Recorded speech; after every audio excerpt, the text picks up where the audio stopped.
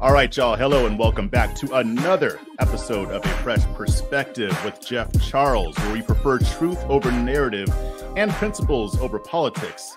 And I have another great guest for you guys today. This is going to be a little bit out of the ordinary, but when I heard about this guy, I was like, this is very interesting, especially since, I am coming from a libertarian perspective, but these are still some very interesting subjects that I think a lot of us need to learn about. And I think that we can learn a lot from my guest. So I'm going to bring him on in a second. But before we go there, you know what to do. You got to like this. You got to share this.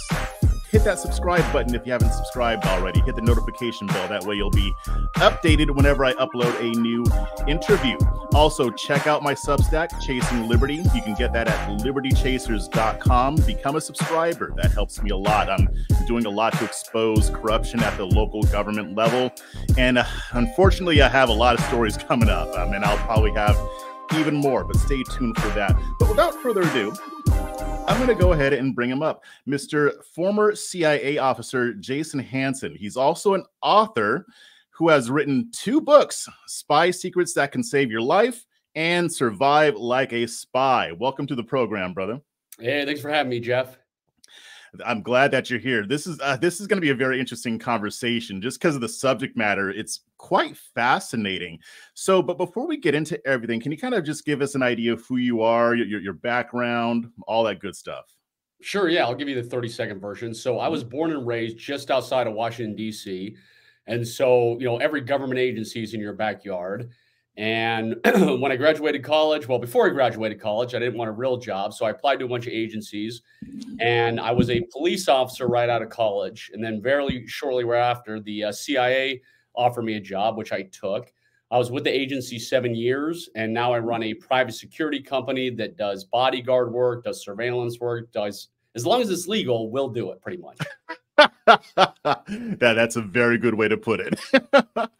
So, but, what made you write these books? Like what came to your head that said, what, some of the skills I learned in the CIA might be good for real life. Like, can you kind of walk us through how you got to that point to where you decided to write these books? Sure. So I've always enjoyed writing. And when I left the agency, I had a bunch of people come into me and say, hey, teach me how to be safer, teach me self-defense, teach me this and that. And when you're with the agency, remember, it's not like the military where you're surrounded by a bunch of people protecting you. You're not with a platoon. You're not with a bunch of guys. Often you're by yourself. You're out on the streets. So you're essentially a regular civilian because obviously with the agency, you're trying to blend in. And so all these skills, or I shouldn't say all, but the vast majority of the skills are applicable to the average person. So a surveillance detection route, which is to make sure you're not being followed. That's important if you don't want to be followed home as a regular civilian. So a lot of the stuff, again, anybody can use to be safer. And of course, in the books, I didn't share anything classified, but how to escape duct tapes or how to pick locks or how to become a human lie detector, that stuff really isn't classified. Right. Okay. And I think I've heard some other former CIA agents also discuss these things as well. But when it took, like, I haven't gotten to read your books yet. I haven't received them yet, but when I do, I'm going to dig into them. But I do know that some of what you talk about are practical skills for everyday people, like you said. Which skill would you say that you've gone over is the most crucial for the average person to master?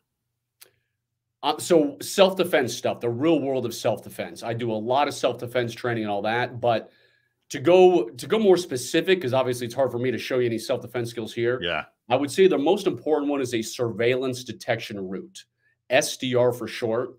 And I'm going to tell you how that can apply to you. So a very simple and fancy way of an SDR is, let's say, Jeff, that you're a U.S. intelligence officer and you've recruited a Russian spy to spy on behalf of the U.S. You have a meeting. You're not going to get in your car, drive straight to McDonald's for your meeting from your apartment or whatever, because if you're followed, both you and the person you're recruiting are going to be in deep, deep trouble. So you would run a surveillance detection route, which means you may go get your haircut first, then you may go pick up dry cleaning, then you may go to Walmart, then you may go to the gym, and you're looking to all those places to see if you see the same people, the same cars, to see if you're being followed, right? So here's how anybody can run a surveillance detection route. I trained a woman once. She's in the Macy's shoe department. She says, there's this creepy guy in the Macy's shoe department. I feel like I'm being followed. I'm not sure, right? So she went over to the perfume. And about 2 minutes later, this guy came over to the perfume section. Then she went over to women's clothing. 2 minutes later, guy goes to women's clothing. Then she goes to look at housewares. 2 minutes later, the guy's in housewares. Well, by that time, she's run a 10-minute surveillance detection route. She knows she's being followed. And she told me she just happened to see a security guard there, pointed the security guard and said, "Come here," and pointed out the guy who was following her. And the guy took off running outside of the front of Macy's. And she said, "I never saw that guy again. The security guard walked me to my car. But that's an example of how anybody can run a surveillance detection route and be like, yeah, this weirdo actually is following me." Yeah, see, because so when you brought that up, my first question was going to be, well, why would a regular person need to have a surveillance detection route? But in that case, I can understand. I mean, especially for women, you have to watch out. There's a lot of crazy guys out here. But then here's my question: what about a guy like myself? Why would I need that skill? Why would that be one of the top skills you would recommend? Okay, so me, I like guns. I go to gun shops. I go to gun stores. Maybe you go somewhere where criminals, they obviously want to steal guns and break into people's houses with guns.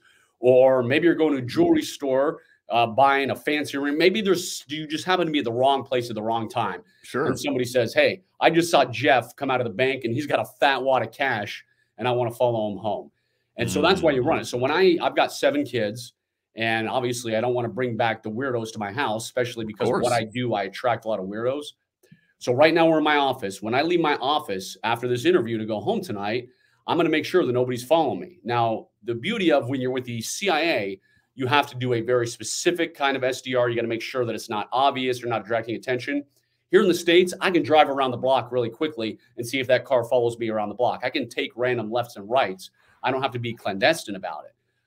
So that's why, again, and it takes 2 seconds to look in your rearview mirror and say, "Hey, is this car still following me?" and taking all the exact same terms. So that's why I do it when I leave work at night. Do you think that a lot of people are even cognizant of that? Because what you just described, I've actually done that a few times. Not a lot, but I've done that a few times, right? There's like been a car following me, and and I carry. So I mean, I can defend myself, but I'd rather not be in that position if I don't have to. And there's been times where a car has been around me for a while and I'm almost home. I take a few turns this way and that. And for some of them, it followed, but then it turned off. So they could have just been going to somewhere else in the neighborhood, or they could have caught on to what I was doing. But I don't know. There was just something about it that made me want to do it. And this happened like on 3 different occasions. Yeah, I mean, you've got better situational awareness than the average person. The average person these days is clueless. They're texting, of course, half the time they're driving. Yeah. They have no idea what's going on. So it's a heyday for criminals because you don't even have to sneak up on people. You don't even have to be that good of a criminal because nobody's paying attention.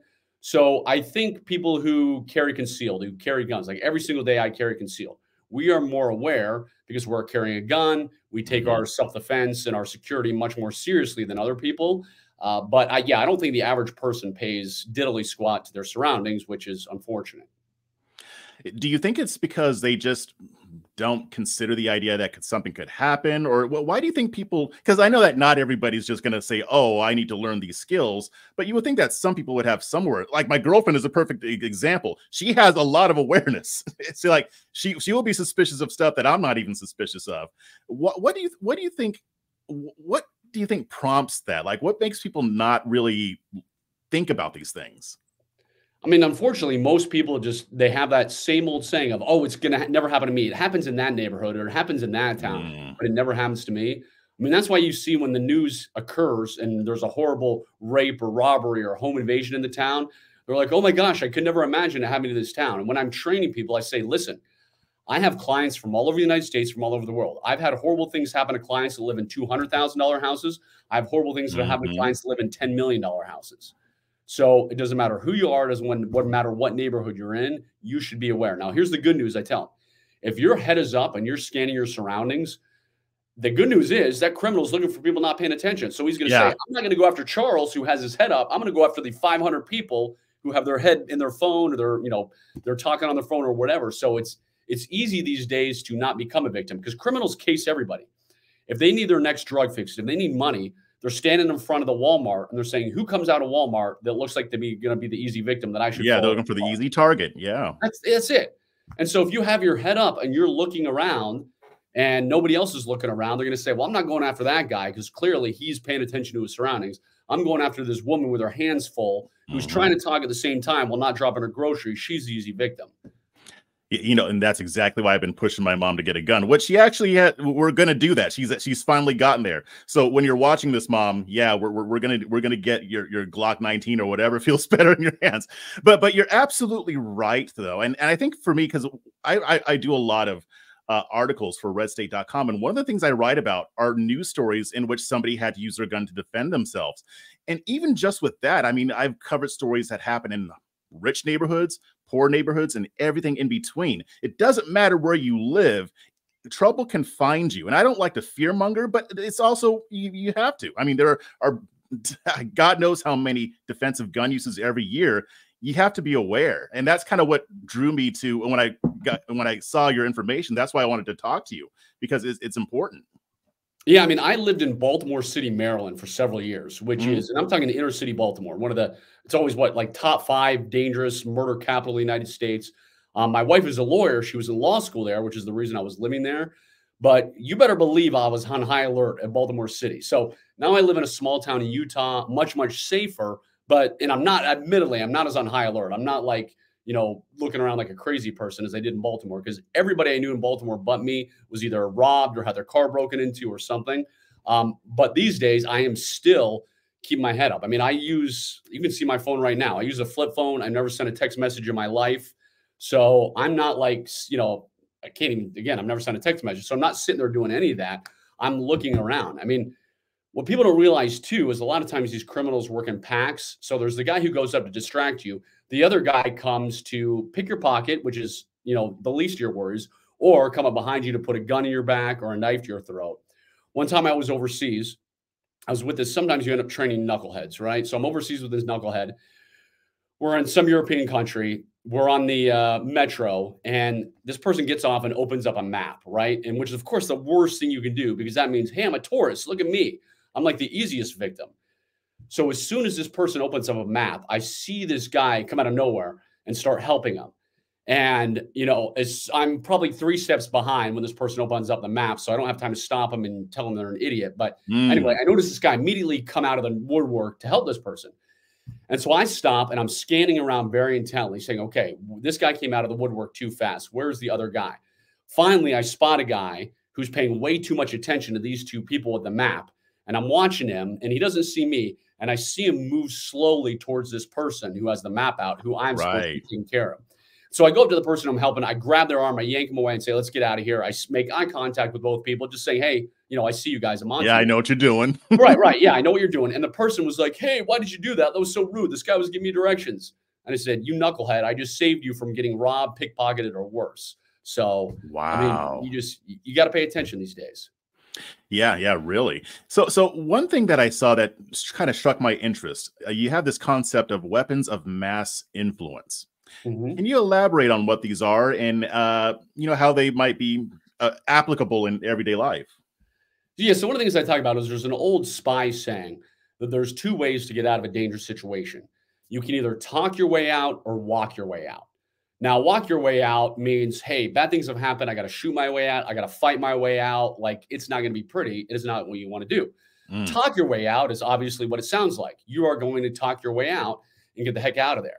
So there is, another friend of mine says, hey, spying is simply common sense on steroids. So common sense tells you if you're in a bad situation, talk your way out of it. So massive, when I say that, I mean, like, you know what? Flattery works. And I don't mean overkill flattery where it's corny and cheesy, but let me tell you a hypothetical story. Let's say you were casing a building overseas, right?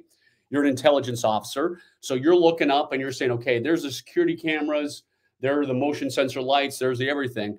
And a police officer in that foreign country comes up to you and says, what the heck are you doing? And he's trying to, shake you down a little bit. And you say, oh, officer, I'm so sorry. The architecture in your country is so beautiful. I love your country. I'm just looking around. And this officer says, oh, okay. All right. Go on your way. Flattery works. Okay.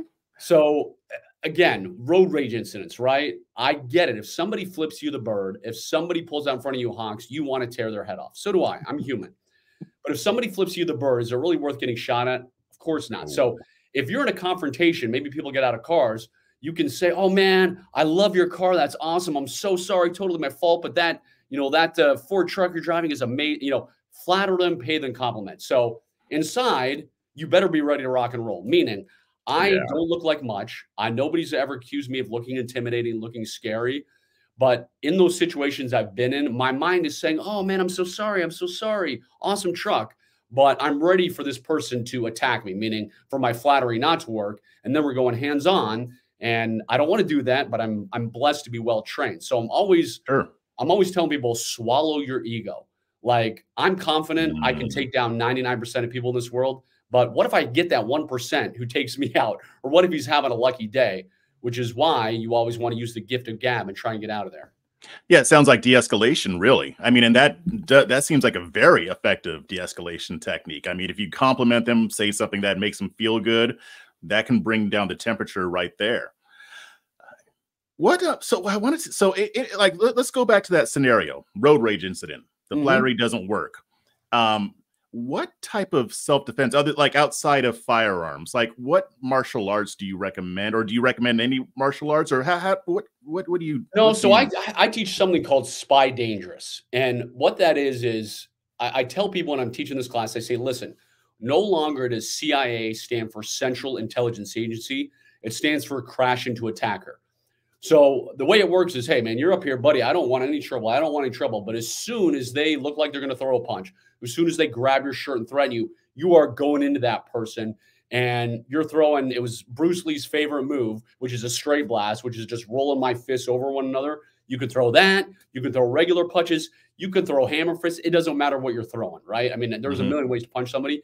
Is you were crashing into that attacker and you were going hard and you're going fast. There's a friend of mine that says you're doing a 50-yard dash down their center line, which is what you're doing. So there's a lot of martial arts where, you could do this wrist lock, you do this and that, or, guys, I've been in fights. I've been in the real world. It don't work. All that fancy stuff you see, like, then he's got to get in this, but all that goes out the door. So crashing into your attacker, punching hard. Again, there's obviously more nuance to it, throwing elbows and this and that, but that's the honest stuff that works. Is no fancy martial art, nothing that works in sporting because it's got rules. You can't eye gouge, you can't punch in the throat, you can't do this and that. I mean, I had a young woman once I trained. A guy pinned her up against the wall, said he was going to rape her at like 3 o'clock in the morning in New York City. She was by herself, was drunk. Admittedly, she was like, I left the club and I was a knucklehead.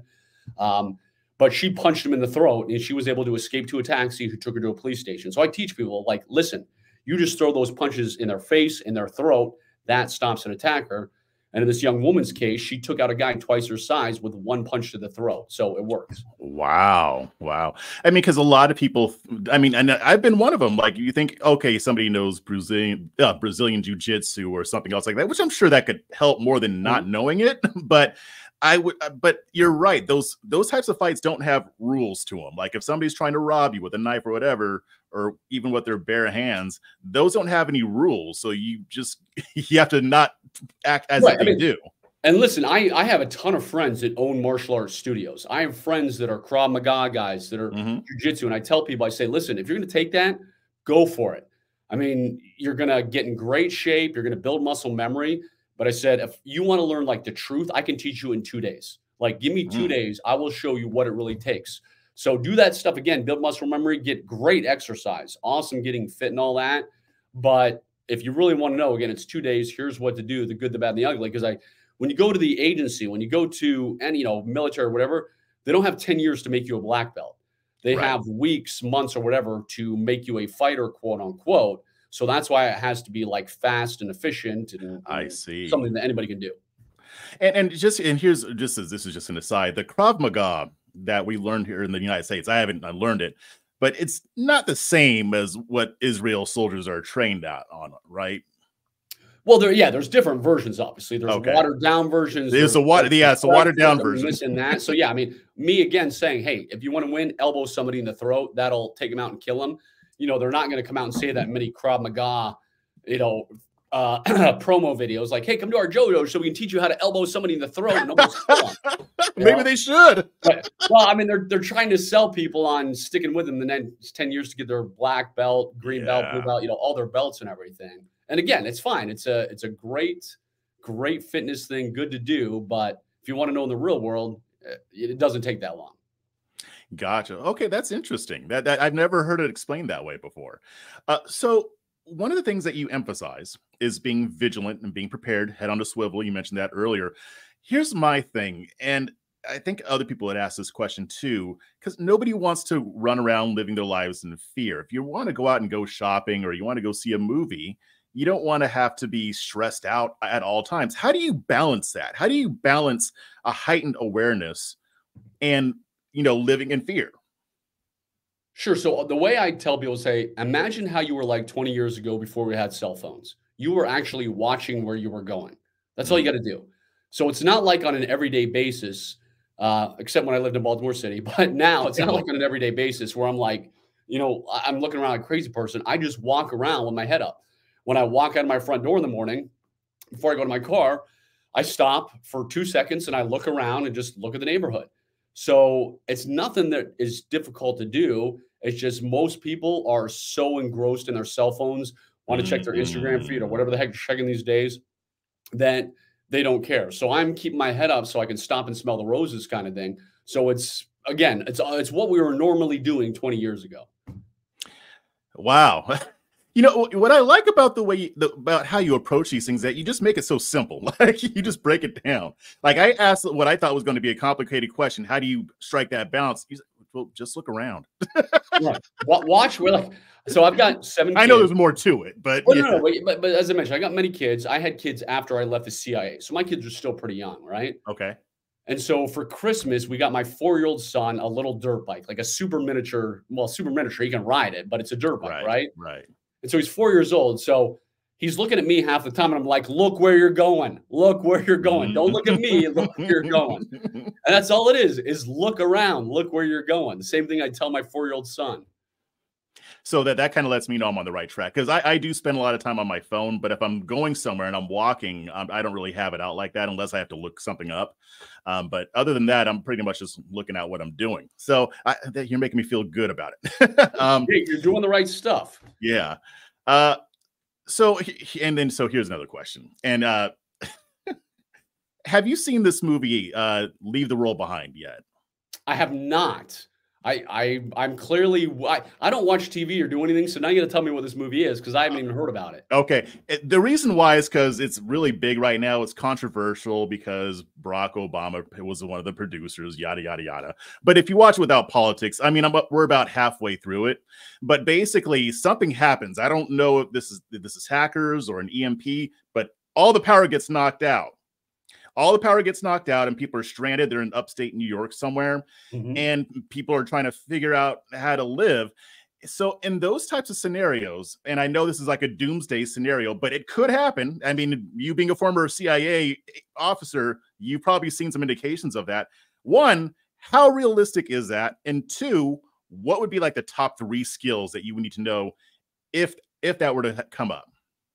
It's realistic. Most people would stock up on a lot more supplies than they have if they knew how many foreign governments are trying to shut down our power grid, how many foreign governments are probing our power grid, meaning they bring something down in Timbuktu, Florida, they see how we repair it. That way they know how we're going to fix it so they can bring down the big ones. So they're basically leaving the security loopholes open so they can see what we're doing. So yeah, foreign governments probe and target our infrastructure, our power grid. So what I tell people is, first of all, have lots of generators, meaning I've got solar generators, I got propane generators, I got gasoline generators. I have 2 years worth of food storage. I have hundreds of gallons worth of water stored in my house, because the grid is not a matter of if, it's a matter of when. It is going to go down. Is it going to be tomorrow? Is it going to be 50 years from now? I have no idea, obviously, but it's going to happen. There have been many, without saying anything I can say, I would probably guess, hypothetically guess, there have been many instances where foreign governments were going to bring down several states on the East Coast, and it was barely thwarted in the nick of time. Wow. So yes, I would have ways to stay warm. Like I said, I'd have propane for cooking, food storage, water storage, because yes, our grid is our weak link, and most people have no idea all the stuff that goes on behind the scenes against it. Well, and also even how, I mean, if it happened on the East Coast, it would still affect the rest of the country as well, too. Well, actually, I'm going to be selfish. I'm going to ask. And if you can't answer, you can't answer. But What's the likelihood of it happening in Texas? That's where I live, or like the Louisiana or that area. So, I'm trying to think how to say this. Remember, they want to bring down critical cities, meaning New York City, Washington D.C., Okay. Los Angeles, Chicago, the big cities. So obviously in Texas, there's Dallas, there's Austin, and everything. Um, I'm the in good thing Austin. is in Texas, I know there was that freezing winter 2 years ago or whatever you had, but most of the time it's not going to be that bad. So it's one of the better places to be. You're not in Utah where you get freezing snow like I do and it can get 14 Right. below. But I would still be very, very prepared for a grid down scenario. I mean, that is one of my top preparations by far. So in those scenarios, so you mentioned, having power, having a supply of food and water, but what about skills? I mean, what Mhm. skills should we be developing if and when this does happen? I mean, I'd say basic skills. Meaning, can you fix? I'm not saying you have to become a mechanic, but can you fix regular things around your house? Small things, Mhm. gardening, buy tools, buy hand tools, shovels, hose, rakes. That stuff is going to be pretty important when the grid goes down. So I have a homestead where I live, and one of my big goals for next year is I want to be much better at gardening. So right now my garden is not Mhm. that good to admit, but I'm going to go overkill on having a fancy garden. I got chickens right now. So we have chickens, we butcher Mm. our turkeys and all that. So I would just like learn some real skills of gardening, of being able to grow some of your own food, that type of thing. So yeah, it's kind of making the case for living in a more rural area too. I mean, I'm again born and raised right side of Washington, D.C. Right. And when I left the agency after my wife was out of law school, because again, we had to do that. But after that, I said, I'm never living in a big city again. And we jetted to Utah, small town in Utah. And I travel all over. But yeah, there's nothing in this world, no amount of money that's going to get me to live in a huge city these days. Yeah, I mean, my lady and I are looking because I mean, I love Austin. I love the city. I'd rather be able to just visit it though, or to Right, visit right, another yeah, yeah, city. and I And I go to yeah, Austin all the time too for business. I have big clients there. I'm there every other month actually. But yeah, it's mhm. a huge city. I would not wanna live there. I like to be more rural. Yeah, I can't believe I was actually born and raised in Southern California, so I totally get it. Now where's that? Where in Southern California? So, the first half of my childhood, I was in the LA area, South Okay, Bay, around there. In 8th grade, we moved out to Rancho Cucamonga, which is about an hour east of LA. okay. So like My the suburbs. my in-laws are from Temecula, so we're there more than Oh once. yeah. Nice. That's right down to 15. Yep, exactly. It's a beautiful place. But funny enough, when I told my wife when we got married, he said, "There are 2 things I will never do if you marry me," just to be clear. Mhm. Number 1, I will never live in the state of California, and number 2, I will never go to Disney World or Disneyland. And so far, I've stuck to both of those. And that was before all the controversy with Disneyland. Yes, yeah, yeah, yeah. I hate that. I just hate those kind of theme parks. I hate them. And so I told her, I was like, "I'm not joking. Like, I will never ever go there." Oh, I ain't mad at you. I mean, I've been enough, so that it's fine. So when it comes to the spy world, what are some of the most common misconceptions that people have about what you used to do, basically? I mean, I was talking to somebody today, and they were like, "Hey, is it like the John Wick movies? Is it James Bond?" And what I always tell people, I'm like, "Listen, if they made it like the real world it is, nobody would go see that movie. Because Mhm. if you are shooting guns in real life as an agency officer, if you are having to use your self-defense skills, if you're having to pull out your knife and knife somebody, something's gone seriously wrong. The Mhm. whole point of intelligence gathering is you're supposed to be a ghost. You're supposed to be able to blend in. I mean, me walking down the streets, nobody's supposed to know what I'm doing. If I was going to bug a place or steal materials and copy them, I should be able to be in and out without anybody blinking. I should look like the world's most boring human being. Mhm. Um, so that's the misconception is like the whole time it's high flying, jumping out of helicopters, shooting your AR-15 and going crazy. And it's like, no, I mean, I've had to draw my gun on more than one occasion. Thankfully, I've never had to use it. And I Mhm. pray that I never ever do. But still, that means something is going not the way it should be if you're having to shoot bullets or do evasive driving or something like that. So here's another thing that kind of intrigued me, and this is one of the things I want to read about in your book. But you talk about uh, detecting lies when people are lying to you. Can you kind of explain how that might apply just to a regular, average, everyday person? And I'm not just talking about when your kids do something that you know they weren't supposed to do Mhm. and they lie about it. Sure. I'm talking about just like in a regular, I don't know, setting. Sure. So there are There are many ways to detect lies, like many things you can look for. So I'll tell you one right now. One of them, I call it the first 3 to 5 seconds. As human beings, we're not made to lie. We're not great liars. Mm-hmm. So if I say, hey, Charles, tell me last time you did drugs, right? And you don't have to answer that. But, most people will be like, hey, I did drugs in high school. I smoked marijuana in high school. Or say, hey, Charles, tell me last time you stole something. Most people just say, oh, I stole money out of my parents' wallet in high school, right? Normal human beings have a normal reaction. You don't have a deer in the headlights look. You don't look scared. Mm-hmm. So when I'm interviewing people to work for my company, sit them down. You got to baseline somebody. Baseline is a fancy word of saying, see how they naturally behave before you ask them an uncomfortable question. Okay. So when the CIA sat me down in the polygraph chair, they didn't say, hey, are you a Russian spy trying to infiltrate the United States government? They say, is your name Jason Hansen? Is today Tuesday? Is this carpet blue? Is it raining outside? They baseline you, right? Mm-hmm. So somebody wants to work for my company. I sit them down. Hey, tell me where you're from. Tell me what your favorite sports team is. La, la, la, la, la. I baseline them. And then out of left field, I say, hey, tell me last time you did drugs. Most people, as I said, they're like, oh, I smoked marijuana in high school. True story. One time I had this guy, I asked that question. He gets deer in the headlight, looks nervous. And he's like, I said, hey, don't worry about it. We've all made mistakes. He says, well, I do hard drugs on the weekends, but I don't do any drugs during the weekdays, so it won't affect my work. Now, I didn't hire that guy. So my point is the first 3 to 5 seconds lie detection is just baselining someone, asking them a question that is out of left field that's going to make them uncomfortable, because you will see normal human beings answer quickly because they're not lying. They don't look scared. Dishonest people try to buy time. They're trying to conjure up a lie in their brain. Yeah. They look nervous and uncomfortable. And it's one of the many ways you can detect deception. Okay. Well, what are some of the other skills like lie detection and what else? Like you mentioned, we talked about situational awareness. What are some other skills that I maybe haven't asked about yet that are crucial? Well, I'm saying this one's not lock picking. I mean, I've used lock picking. I wouldn't say it's crucial. Well, you lock your keys out somewhere or you lose them. It makes life easier. Lock picking is certainly evasive driving. Again, not crucial, but evasive driving skills, how to ram through a roadblock, how to do a 180 reverse turn. I'll tell you how to trunk somebody right now.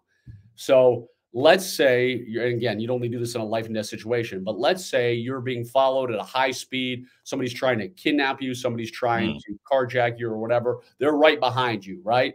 And you're going flying down the road. Well, if you put on your brakes, what do they do as a natural human reaction, right? They slow down immediately, okay? However, if you take your parking brake and you just yank up on that parking brake, it doesn't throw the brake lights on. You smash on your brakes, or obviously when you're pulling that up, they slam into the back of you. Their airbags go off. Their cars kind of shut down for a second. Yeah, your trunk's messed up, but you get away to safely. So, Charles, now you know how to trunk somebody next time somebody's trying to kidnap you. I mean, I might just do that for fun. Don't follow Charles is the moral of that story. Yeah, do not get behind me. So I wanted to also ask, and this might actually tie into the situational awareness thing, but you have this concept called positive awareness. Is that what you were talking about before, with making sure you're not on your phone and looking around? Correct. Yeah. And we're going to call it positive awareness is literally just, again, stop and smell the roses. See what your kids are doing to the playground. See what your wife's doing. Like when I take my kids to the playground, I'm amazed at all the parents there who are just sitting there on their phones. And of course, you got to be worried about creepers at playgrounds, because I think it was it John Dillinger, the bank robber? They said, why do you rob banks? And he says, that's where the money is. Well, why do creepers go to playgrounds? That's where the kids are. Exactly. So I'm having my head up, actually observing my kids, enjoying them, saying, hey, great job on the jungle gym or whatever. So that's what I call is like, being present, being aware of what's going on in your life. Gotcha. Now, do you teach these concepts in classes as well as your books? I do. Yes. What kind of classes do you teach? This is to advertise your business a bit. I won't complain about that. So if you go to tacticalspyschool.com, we have 3 different classes. One is a 2-day escape and evasion class. As I said, how to pick locks, how to escape duct tape, how to skip rope, how to escape handcuffs, all kinds of stuff, spy skills. We have an ultimate spy week, which is a 5-day adventure of shooting, driving, And then we have our Spy Dangerous class, which is the 2-day hand-to-hand combat class. What kind of people usually show up to these? That's a great question. It's actually a mixture. Okay. I want to say like half are people who are just like, hey, I want to have a heck of a good time. This is on my bucket list. I want to have fun. I want to learn spy skills just for the fun of it in hopes I never use them. And then the other half are people who have threats where they say, hey, I'm a high net worth individual. I've got death threats against me and my family. I'm a politician who has threats. So I want to be safer for that aspect. So it kind of varies between people who want to have fun and people who have serious security threats. Interesting. And where do you teach these classes? So we have 320 acres in Utah called Spy Ranch. And so that's where the classes take place at. Oh, okay. And how long have you been doing this? I left the agency in 2010. So quite a while now. Oh, so you started that up like right after you left then? Well, I mean, it didn't look like this. I mean, I didn't have our 320 acres the day I left the agency. So it had to grow like everything else. Gotcha. So last question. So what's going to be next for you? You've got these books, you've got your classes going. Are you planning on expanding that to other cities, or what do you got going on? Yeah, one of my big goals is, and again, I just got to find the bandwidth because I'm so busy, is the self-defense training we do and goes over really well. We're so booked with it that I want to try and open up, think of a Krav Maga, but again, it'd be my version of spy self-defense of how it works and putting those in various cities. So that's kind of the long-term goal. Okay, good. Well, I'll definitely be keeping an eye, and maybe after I get your books, maybe I can have you back on because I'll probably have more questions. I would love that. Absolutely. Yeah, let me know. All right. Well, yeah. So let everybody know again where they can find you.